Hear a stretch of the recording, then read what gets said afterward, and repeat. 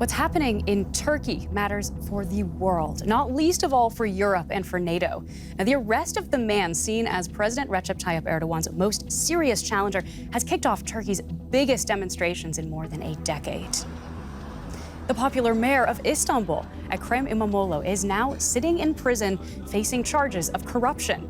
His university degree has been invalidated, making him ineligible to run for president. And since his detention, hundreds of thousands of people have taken to the streets to echo his claim that the charges are politically motivated, with Erdogan pulling the strings.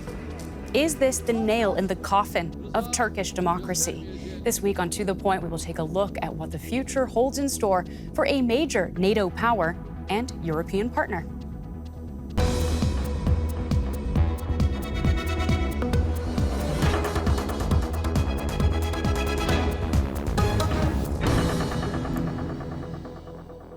I'm Claire Richardson in Berlin. Thank you so much for joining us this week on To The Point. I'm thrilled to introduce our panel. First, we have Dilek Kurban, a human rights scholar with the Amsterdam Center for International Law. The journalist Max Popp with the German news magazine Der Spiegel, formerly their Turkey correspondent. Journalist and author Özge İnan. And joining us from Istanbul today, DW's correspondent Julia Hahn, who has been out reporting on those protests. So to kick things right off and give us a sense of where we stand, Dilek, is this the moment that we've seen a breaking point where Turkey has slid into a dictatorship? Turkey has been sliding into dictatorship for a while now, but this time things are different in many levels. At one, in terms of the protests, compared to the Gezi protests of 2013, the protests now are much bigger, wider, and also they are happening despite the memory of the Gezi protests, which had then which were suppressed by police violence. So the people who are on the streets now in Turkey, university students especially, who started the protests, very well know what is at stake, and yet they're on the streets. It's because they feel that they cannot let Erdogan get away once again, because the stakes are much higher. Turkey is in a much worse situation now, economically and politically. You have a lot of political opposition figures already in jail, including Kurdish parliamentarians and mayors. So this is not the first time that's happening. And yet, he is the mayor of Istanbul. This is Turkey's largest city. It's a huge financial capital. And he was going to run against Erdogan. So the stakes are much higher.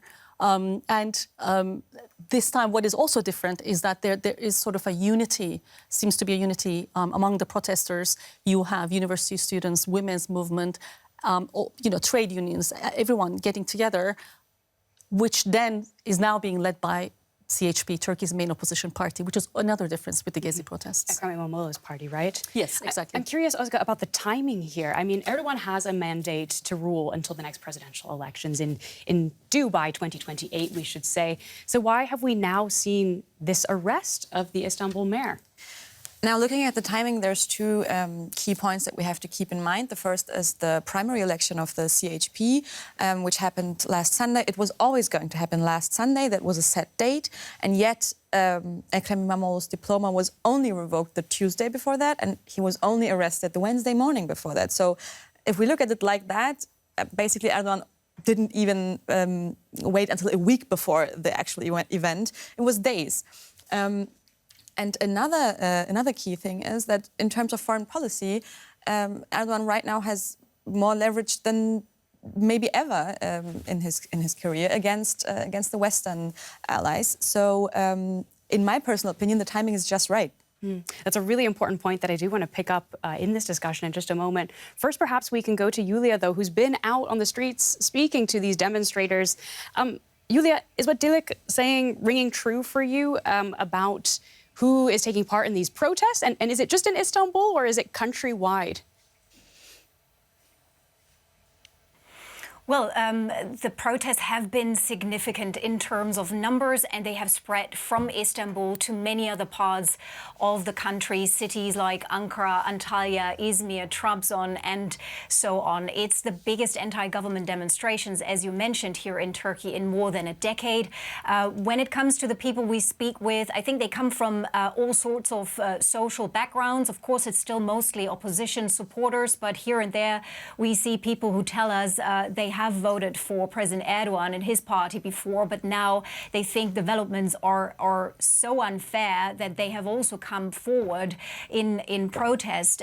When it comes to age groups, and I think Dilek mentioned that already, it's interesting that we see many very young people aged 18 to 24, students of prestigious Turkish universities who say this is no longer just about the future of their now suspended and jailed Mayor Ekrem Imamoglu. It's about their very own future and the turn the country is going to take. They're afraid Erdogan will take an even more authoritarian turn. So this is why they take to the streets to show they are against it. For me, the main question now is whether the opposition can maintain that momentum, whether we are going to see protests for an extended period of time, weeks, maybe in the months to come. I think that's going to be crucial from where things are going from here. And Max, we've mentioned the international climate in which this is taking place. It's not just Turkey, right? You're seeing old men leading democracies increasingly clamping down on democratic institutions. Do you think Erdogan is taking advantage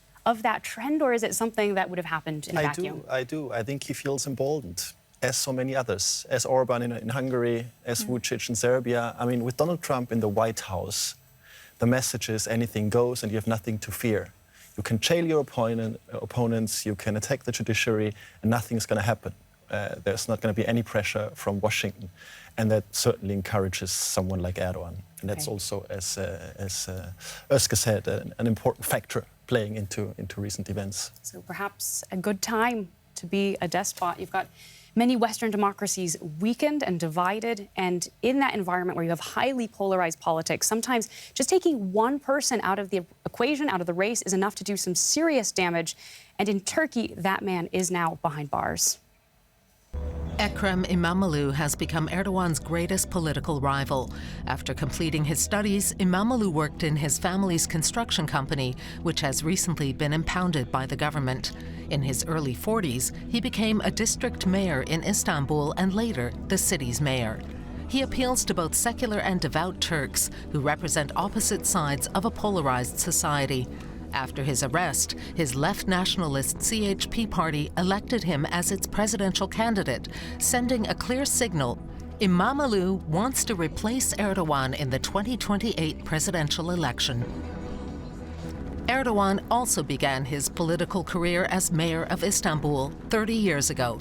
Like his rival Imamoglu, Erdogan was also once imprisoned as a politician. From a mayor who was close to the people, he transformed into a politician who governs with an increasingly authoritarian hand. The separation of powers has effectively been abolished in Turkey. Civil society and the press have been gagged. Is President Erdogan using the judiciary to stifle his most powerful political opponent? So the conventional wisdom in Turkish politics seems to be that whoever wins Istanbul wins Turkey. Is that why Imamoglu is such a threat to Erdogan? That is definitely part of the reason. We saw just now the parallels between the political careers of these two men. And of course, that is a reason. But another important reason, I think, is he is dangerous to Erdogan because he unites all the major groups in Turkey. You know, he has the secular progressive people behind him. He also has a lot of conservative people behind him. He has the nationalists. He also has the Kurds. This is a kind of a superpower in Turkish politics, being able to get all these people sitting at a table together or out in the streets together in your name is whoever has that, I think, has the presidency more than Istanbul. So that's why Imamoglu is so dangerous to Erdogan. And Julia, I'm curious if you could tell us a little bit more about what is behind these charges of corruption for which Imamoglu currently sits in prison. What is the government alleging here? Well, Imamoglu is part of two investigations. One focuses on alleged terror links and the other one on organized crime and corruption charges. It's important to mention that as part of that second investigation, he has now been jailed pending trial. The charges include extortion, bid rigging, illegal collection of personal data, and along with Imamoglu, dozens of other city officials and opposition politicians have been arrested as part of this probe. Imamoglu himself, he has denied the charges against him as, quote, baseless, as slander, and most of his supporters, including independent observers, they really believe this is a politically motivated attempt to eliminate him from the political playing field ahead of the next elections. They see the government here weaponizing the judiciary against their rivals. The Turkish government, on the other hand, and I think that's also important to mention, we just heard from the Justice Minister earlier this morning, they really insist that the courts here in the country operate independently and impartially. The Justice Minister has even warned European allies to basically stay out of Turkey's domestic affairs and let the courts do their jobs. And they sent a similar warning to us journalists. But so you see how the perception of reality in this country just is rather, it's black or white, and there is nothing in between. And I think the government is making a great effort pushing that argument that their judiciary is independent. And I think they are doing so because there are just so many doubts over that. Yeah, Dilek, perhaps you can put this into more of an international perspective for us. When you look at what Erdogan is doing here in terms of dictatorial tendencies, are we now seeing kind of a Putin-style rule where he is the man who gets to decide who is an acceptable candidate to run against him, or has it not gone that far yet? Oh, he certainly aspires to be like Putin. I think, to my mind, there's no doubt. And he's already done this before, though. I mean, again, I would like to remind what has happened to Kurdish parliamentarians, mayors, municipal council officials, all elected. They are in jail for up to 7 years now, and in hundreds. They were, at the time, the Kurdish party was the third largest political party in Turkey, the second largest main opposition party. And Yulia mentioned, this being a political, people saying what's going on, what has been done to Imamoglu being a politically motivated trial. European Court of Human Rights has ruled in several cases that Turkey has actually done that. So we have a verdict from the European Court of Human Rights vis-à-vis the case of Osman Kavala, a philanthropist and civil society activist, and vis-à-vis Kurdish parliamentarians. So there is a track record there. And certainly Erdogan wants to go, I think this is the next step, as I said, because this is the main opposition party. This is Imamoglu. He was going to contend, as I said earlier, Erdogan, and would probably be elected. And therefore now he's gone one, it's just taken it one step further. But I do want to say something also about Europe in terms of what Max said earlier. It's true that, we have all these autocrats and, dictators who are enabling Erdogan, but the leaders of Western democracies are also enabling him. Just last week, Donald Tusk, the Polish prime minister, in the context of negotiations over Ukraine, where European Union needs Turkey very much, said that Poland, Warsaw will work to make Turkey's European perspective viable. And this comes from Tusk. I mean, he should know better as a political leader who just replaced an authoritarian, government there. What is at stake in Turkey? That I find very disappointing. Yeah. We do have other European responses that I could share. The German Chancellery has called Imamoglu's arrest totally unacceptable, and Brussels has warned it to uphold democratic values. Max?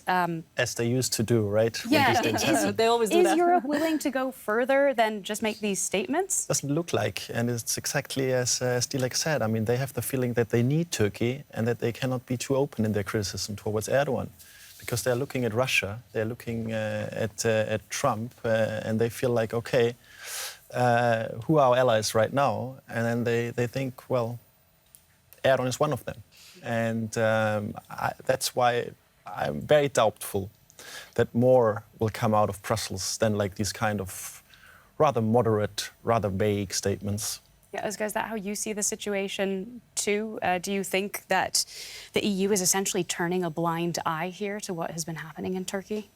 I believe so, and I've read this analysis from several commentators, and I think it's important to remind ourselves, foreign policy is largely based on national interest or allied interest. And we know that the allied interest of the Western countries are right now not aligned with the interests of the protesters on the street, which is to weaken Erdogan's government, and the others need Erdogan right now to be firm in government so he can implement these policies that they need him to implement. Yeah. So President Erdogan is perhaps aware of his country's importance to Europe and also to NATO. Turkey has long been an indispensable ally in the military alliance. Let's take a closer look. NATO maneuvers in Romania. Participating is Turkey, NATO's second largest force. Only the U.S. contributes more troops. Turkey also has a booming arms industry. It exports drones, tanks, and weapon systems around the world. And Turkish soldiers are experienced fighters.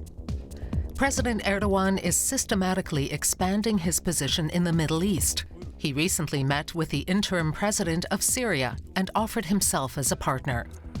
Erdogan maintains a tactical relationship with Russian President Putin. Although he imports raw materials from Russia, he is also supporting Ukraine in its fight against the aggressor Putin. Geostrategically, Turkey is located between Europe and Asia. In its south lies a large NATO military airbase, Incirlik. America is its biggest user. Incirlik is the U.S. Air Force's base in the region. The country's unique location makes it an important hub for refugees from the Middle East. This is another reason why Erdogan is an important partner for the EU. Can Europe afford to write off Turkey and its increasingly despotic president? We'll come to that in just a moment. But Julia, first of all, what theoretically could Europe do to put pressure on Erdogan in this situation? Does it have points of serious influence? There are a few levers Europe could use if there was political willingness to do so.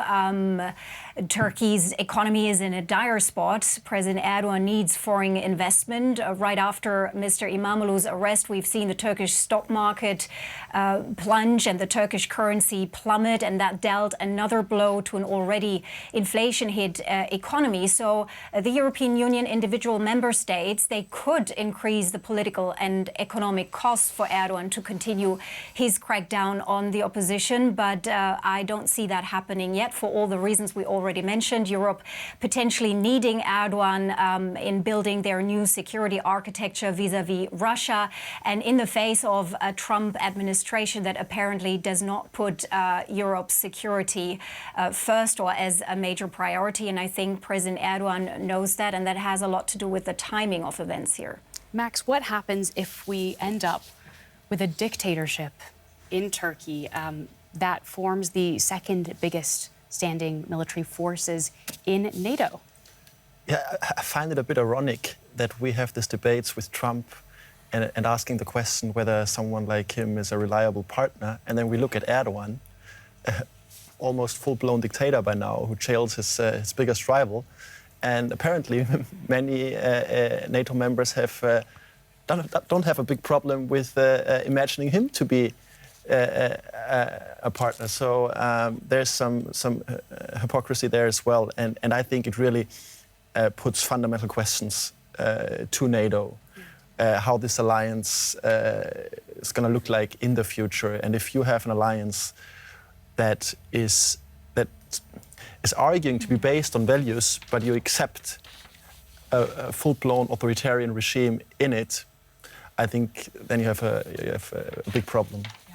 And we've just seen all the different ways in which Turkey is an important European partner. Özge, a couple of those were efforts to control migration to Europe. Also in Ukraine, Turkey's been key to controlling these Black Sea routes, and we think would be possibly very important in any ceasefire agreement for peacekeeping. You know, can Europe live without Turkey on these issues? Not on these issues, no. They, of course, can live without Turkey, but not if they want these things to be done. And I think what Max is saying is exactly right. We need to discuss what Europe, NATO, and this Western bloc really has been about and will be about. If it's not democracy and freedom, which they have always claimed, what is it? And I also want to address the fact that not like right now, of course, new equality. Dilek has explained very well why it's a new step arresting Imamoglu, but we are also dealing with a country that has been illegally bombing a whole region in northern Syria, has been holding cities under its occupation, has been occupying cities in an internationally illegal way. So NATO has never been an alliance that has a problem with foreign invasion as long as the right people are doing it, is my personal opinion. Yeah, Dilek, I'd like to get your thoughts on exactly that too, whether Europe can live without Turkey on these issues that Özgür just spelled out. I mean, I think, oftentimes parallels are drawn between, let's say, Turkey and Russia, and China. But Turkey is very different. It is a member of the Council of Europe. It has EU accession status. Turkey is part of Europe. So this whole idea that somehow we have a transactional relationship with Turkey and let's just continue it that way, it really is a violation of the very values that Europe has stood for since the end of the Second World War. This I find to be, it's such a big problem. Generations have fought so hard for all these values in Europe, liberty, democracy, human rights, and then they let European institutions and governments are letting Turkey get away with that. So what can be done? For example, the accession status. Turkey is making political, financial gain with this accession status because it means that Turkey is a state governed by rule of law, democracy and human rights. That then allows, for example, foreign direct investment, right? Because companies say, okay, it's an EU accession status, let's continue doing that. So that can be cancelled. Turkey is a member of the Council of Europe. It's in the history of this institution, for the first time ever, a member state is blatantly violating European Court of Human Rights judgments, the ones I mentioned before, including Grand Chamber judgments. The Committee of Ministers opened an infringement proceeding. Turkey is not still releasing Osman Kavala and Selahattin Demirtas and the other Kurdish MPs. The list will soon include Imamoglu, if he continues like that. And what is the Council of Europe doing? Nothing. They could, there's a procedure. There are sanctions that can be suspending Turkey's voting rights, for example, suspending Turkey from the Council of Europe. There are things that can be done. So these are possibilities. How likely do you think it is that any of those would actually be put into place? Well, it is likely, isn't it, if we put pressure? I mean, I don't think this is very naive to say that. I feel like we're just feeling bound. We're just saying, our hands are tied because this is Erdogan. And Turkey needs Europe much more than Europe needs Turkey. Okay, there is Ukraine, there is migration, but just think about the bigger picture in terms of military alliances, security. Where else will Turkey go? The problem is, just like Erdogan, Putin, Orban, all these dictators, if they perceive weakness, if they perceive sort of weakness on the part of their counterparts, then they become emboldened. If Europe stands a bit for, do you know what I mean? I mean, this is Europe. This is European Union. It's such a big power. Germany. They just need to be a little bit more, come to their senses and say, well, okay, we are Europe, we can do more. If we don't see that kind of response, Max, I mean, how do things actually look for Imamoglu and for Erdogan going forward? You've got the future of European security uncertain, as we've discussed. You've mentioned the influence of Trump in the White House, in how people are thinking about these things. Are conditions now favorable for Erdogan to get rid of his serious opposition? It's very difficult to predict. I'm not so hopeful when it comes to European support, but I'm more hopeful in the people of Turkey and that they are standing up against this authoritarian ruler and that they will change the turn of events. This is a long shot. Erdogan has a strong grip over the state, over security forces, etc., etc. But as we said, despite all the pressure, despite all the police violence, thousands, tens of thousands, hundreds of thousands of people are on the streets demonstrating. And if they can maintain this strength, I think there is a chance that Erdogan will have to will have to make a turn and then eventually release Imamoglu. It's not a given. It's a tough way, but I think it's a possibility, and it's quite an achievement of Turkish civil society that after 20 years of Erdogan's rule, they're still able to put out this pressure. And that is also inspiring, I think, for many other countries. Well, let's get the view from Istanbul. Julia, where do you see Imamoglu a little bit further down the road, let's say in 3 years or so, still in prison, possibly as president? Well, prison would obviously be the worst case scenario, but I also think the more important question is, where do millions of people here in Turkey want to see their country in 3 years? They want to see a country with free, fair and meaningful elections, and they don't want to be afraid for expressing their opinions, be it on social media or out on the street. And this is why people are taking to the streets right now, and they want to see that change with Imamoglu as a candidate or with another opposition candidate. Well, thank you so much for your views. Thank you to everybody here in the studio as well. It's been a fantastic panel with some great insights. So glad you could join us. And also to everyone watching at home, thank you so much for making the time. Let us know what you thought in the comments if you are watching on YouTube. And we will see you next time.